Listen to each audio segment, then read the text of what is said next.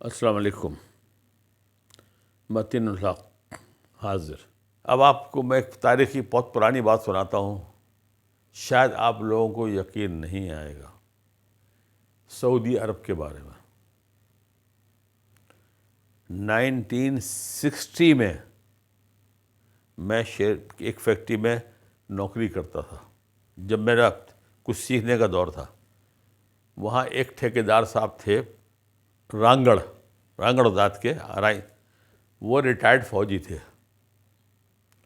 پہلی جنگ عظیم میں وہ لڑے ہوئے تھے، زور سے نہیں کہا، جو یہ 14-15 لڑائی ہوئی تھی، یہ 14 سے لے کے 18 تک، 1914-18 وہ لڑے ہوئے تھے۔ ان کو لڑوایا گیا تھا سعودی عرب کے محاذ پہ، ترکوں سے نجات حاصل کرنے کے لیے اور اپنے مطلب کے سعودی خاندان کو لانے کے لیے۔ تو ترکوں کے دور میں ظاہر ہے بہت بڑی دنیا میں حکومت تھی، وہ صاحب سناتے تھے اور کہتے تھے لوٹ مار بڑی عام تھی، خصوصاً حج کے قافلے لوٹتے تھے۔ لیکن میں نے جو میں سنا رہا ہوں، میں نے کسی اور سے تصدیق کی، انہوں نے کہا یہ بات صحیح ہے۔ انسان جب وحشی بنتا ہے کس حد تک آ جاتا ہے نیچے، وہ ان صاحب کی زبانی میں آپ کو بتا رہا ہوں۔ وہ بتاتے ہیں کہ وہاں پر یہ بدو، یہی عرب میں جہاں آج دکانیں کھول کے اور گھر کھلے رہتے ہیں کیونکہ سزائے موت ہے فوراً، اب جرائم ختم ہو گئے، اس وقت کیا حال تھا؟ لوٹ مار، قتل بے تحاشا، حاجیوں کے قافلے لوٹتے تھے۔ لوٹنے والے بدو عورتوں کو زندہ رکھتے تھے، بچوں کو زندہ رکھتے تھے، مردوں کو مار دیتے تھے، لوٹ لیتے تھے۔ وہ یہاں انتظار کرتے تھے ہمارا آدمی فیملی حج پہ گئی، آئے گی، معلوم ہو لاپتہ، آج تک آئی نہیں آئے، یہ کیس ہوئے۔ ان کا جو شوق تھا لوٹنے والے ڈاکوؤں کا، وہ ان کی زبانی جو سنا تھا، میں نے تصدیق بھی کری، ان کا شوق تھا کہ ان کے ہاتھ کا قتل کیا ہوا مقتول کتنی دور تک بھاگ سکتا ہے گردن اڑنے کے بعد۔ یہ ریئل آپ نے پہلی بار سنا ہوگا، لیکن یہ ریئل ہے، یہ کہا تاریخ میں اتنے حد تک کہ وہ لوگ وحشی تھے۔ آج جو جہاں پر وہ نظام کیسا ہے آپ دیکھ لیجیے، لیکن سب ڈنڈے کے دور پہ ہے۔ وہ پکڑ لیتے تھے، جس کے حصے میں جتنے مرد آ گئے ان کے ہو گئے، اب انہوں نے ان کے ساتھ کھیل کھیلتے تھے۔ ایک تھال ہوتا ہے، ہلکی دھات کا کوئی، وہ اس کے ہاتھ میں دے دیتے تھے، آنکھ کی پٹی باندھ دیتے تھے اس کی، اور کھلے میدان میں لے آتے تھے، بتاتے نہیں تھے ہم کیا کرنے جا رہے ہیں۔ یہ آپ ہل جائیں گے سن کے، یہ میدان میں لے جاتے تھے۔ اب ان کا مقابلہ ہوتا تھا کہ ان کا جو تلوار چلانے کا ماہر ہے، کون کتنی صفائی سے گردن اڑا دے گا اس کی۔ مسلمان، ہاں، یہ دھیان رکھیے گا، یہ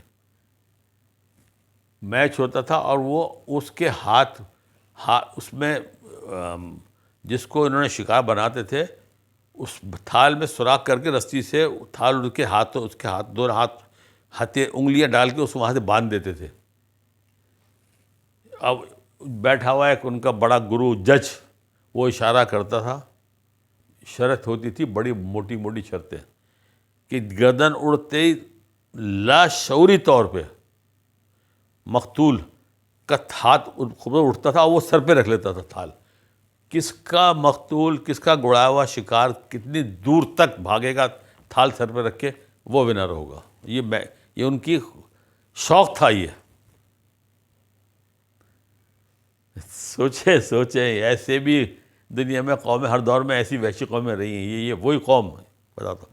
اس کو تو پھر یہ شاہی خاندان جب آیا، انہوں نے سر عام پھانسیاں دینی شروع کری، جرم ختم ہو گئے تھے وہاں، کیا کھلے جلے یا کوئی اٹھاتے نہیں، اس لیے کہ وہ سزا ہوگی، ہاتھ کٹے گا یا گردن اڑے گی۔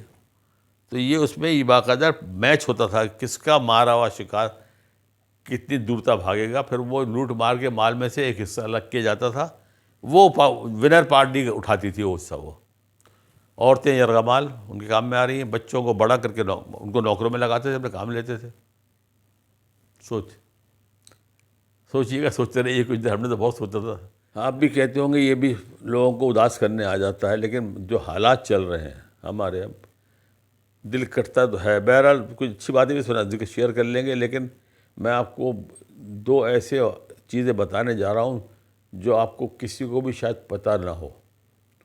بڑی بڑی مافیا ہے جو ہمارے ملک میں ہمارے وسائل کو کتنی خاموشی سے اور بڑے خوبصورت نقاب ڈال کے لوٹ رہی ہے، اور ہم کو میری مراد ہے اسپتالوں کے بارے میں۔ آپ کو شاید بہت لوگوں نہیں پتہ ہوگا، میں دو اسپتالوں کے بارے میں بات کر رہا ہوں، لیاقت نیشنل اور آغا خان۔ لیاقت نیشنل جس وقت بنایا گیا تھا 100% یہ اعلان ہوا تھا یہاں غریبوں کا مفت علاج ہوگا۔ کون سی مافیا خاموشی سے آگے بیٹھ گئی اور آہستہ آہستہ اس نے پورا اس کا ہولڈ ہے۔ ان کے ریٹ اسپتالوں کے بہت ہائی ہیں۔ دوسرے نمبر پہ آغا خان۔ آغا خان والوں کو ضیاء الحق مرحوم نے 65 ایکڑ زمین، انہوں نے اس وعدے میں لی تھی کہ ہم یہاں، یہ ریکارڈ میں ہے، یہ ہم 100% علاج غریبوں کا مفت کریں گے۔ اور مجھے پچھلے دنوں میں کسی کے لیے گیا تھا، میں وہ بھی بتاتا ہوں، اور میں نے کیا کہہ کے آیا تھا وہ الگ میں آپ کو سنا دوں گا۔ لیکن اس وقت سب سے بڑا ڈاکو ہاسپٹل جو ہے پاکستان کا، یا خاص طور پر کراچی میں، آغا خان ہے۔ میں آپ کو چھوٹی سی مثال دیتا ہوں۔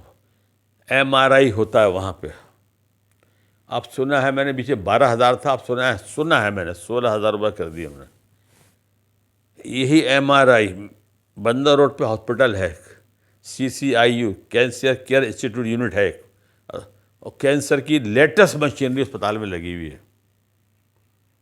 ٹرسٹ بنا دیا مالک نے، اس کا حوصلہ دیکھے مالک کا۔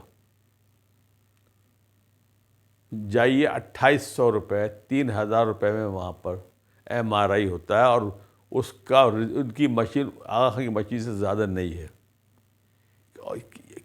اس کو کون پوچھے یہ پیسہ کہاں جا رہا ہے؟ یہ پاکستانی آغا خانی جو ہے یہ ہمارے، یہ ہمارا پیسہ کہاں لے کے جا رہے ہیں؟ لیکن اس وقت کہانی یہ ہے کہ وہ بھی ہٹ گئے، دوسری مافیا بیٹھ گئی ہے۔ جو میرے پاس جو اطلاعات ہیں، بھرپور لوٹ رہے ہیں۔ کچھ شیئر آغا خان فاؤنڈیشن کو چلے آتا ہے، باقی وہ میرے ایک جاننے والے کو ایک ٹیسٹ کرانا تھا، 32 اس کی فیس تھی 3,200 روپے۔ میں ان کے ساتھ چلا گیا، انہی کی برانچ کورنگی میں، ان کی سب برانچ ہے، وہاں ٹیسٹ ہوتا ہے۔ میں نے ان سے کہا یہ صاحب افورڈ نہیں کر سکتے۔ اچھا جی، راشن کارڈ لا کے دکھائے، اپنا گھر کا بجلی کا بل لائیے، کتنے یونٹ ہے، کرایہ تو کرایہ، مکان اپنا کاغذ لائیے۔ میں نے کہا لعنت تمہارے اوپر۔ میں نے کہا تم جیب سے نہیں دے رہے، مخیر لوگ دیتے، اس میں سے آپ دے رہا ہو، 2 3 4 5 700 کی رعایت دینے کے لیے آپ اس کا شجرہ پورا کھولا۔ میں نے کہا لعنت آوے۔ میں نے کہا آپ کتنے 3200 بنتے، 3500 کی رسید بناؤ، 300 میں طرف ڈالو، ڈونیشن ڈالو ان کو۔ یہ اس طرح سے لوٹا جا رہا ہے، کوئی پوچھنے والا نہیں ہے، سب کو اس طرح پہنچتا ہے۔ اس پہ ذرا سوچئے، یہ کس طرح سے یہ ہمارے ملک کو کس خاموشی سے کوئی اس پہ، حالانکہ یہ 100% جس معاہدے کے ساتھ آغا خان دیا گیا تھا، یہ اس سے بالکل ہٹ گیا۔ میں نے ذکر کیا آپ اسپتال بنا ہوا ہے، جو کینسر کا اسپتال ہے، ایک آپریشن کی فیس 6 لاکھ روپے ہے، دماغ کے کینسر کی۔ جو مشینری آئی ہے وہاں، کمال مشینری ہے۔ یوں بتا رہا ہوں، اتفاق سے میرے مالک میرے جاننے والے ہیں اس کے۔ ان کے بعد چلا جاتا ہے غریب آدمی، کہتا ہے میرے حالات نہیں ہیں، کیا کرتے ہو، اتنا پوچھتے ہیں۔ وہ بقول ان کی کہ اپنی فیس کا جو ان کی بنتی ہے ڈاکٹر صاحب کی، وہ چھوڑ دیتے ہیں کہ چلو آپ مجھے دعا کرنا میرے لیے۔ اب ایسے اسپتال میں ہونے چاہیے، نہ کہ یہ غریب عوام اس قدر مہنگا کر دیا ہے علاج کو ان ظالموں نے۔ توبہ، اب دعا کریں اللہ تعالیٰ ایسے لوگوں سے ہماری جلدی جان چھڑائے۔